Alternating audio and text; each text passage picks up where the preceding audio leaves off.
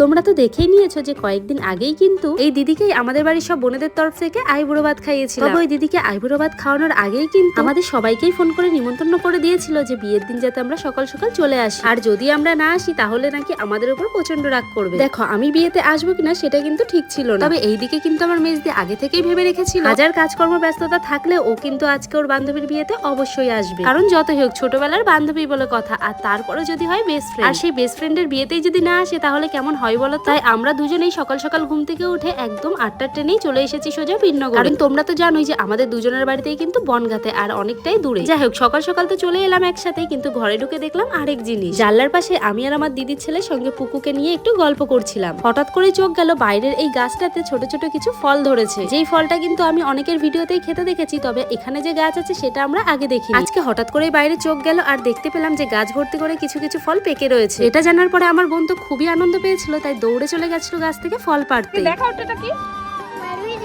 Mulberry.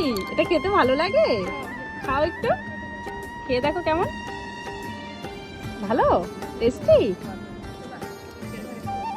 যাই হোক এর মাঝখানে আমরা আর কোনো ভিডিও নিতে পারিনি, কারণ বাড়ি এসে আমরা চলে গেছিলাম সবাই একসাথে বাজারে ঘুরে অনেকটাই লেট হয়ে গেছে, তাই বাড়িতে এসে তাড়াহুড়ো করে আবারও রেডি হয়ে বেরিয়ে পড়লাম। আমরা এখন হেঁটে হেঁটে যাচ্ছি বিয়ে বাড়ি, বিয়ের কনের সঙ্গে দেখা করতে। তিনমণি একসাথে গল্প করতে করতে চলে এলাম বিয়ে বাড়ির সামনে, আর এসেই দেখছি এখানে জল ভরতে যাওয়ার জন্য বেরিয়ে পড়েছে। তবে আমরা কেউই এখন জল ভরতে যাব না, তাই চলে যাচ্ছি ঘরে সোজা বিয়ের কনের সাথে দেখা করতে। আমরা আসতে এতটাই লেট করেছিলাম যে আমরা আসার আগেই কিন্তু ওর আশীর্বাদ পর্ব শেষ হয়ে গেছে। তবে এইদিকে আমার মেজদি এতদিন পরে বান্ধবীকে বিয়ের সাজে দেখে তো চোখের জল আটকে রাখতে পারলো না। সে তো নিজেই বললো আমি জানি না কেন বিয়ের সাজে দেখে ওকে আমার খুবই কষ্ট হচ্ছে। আসলে আমাদের মেয়েদের জীবনটাই এমন, একদিন না একদিন শ্বশুর বাড়িতে তো যেতেই হবে।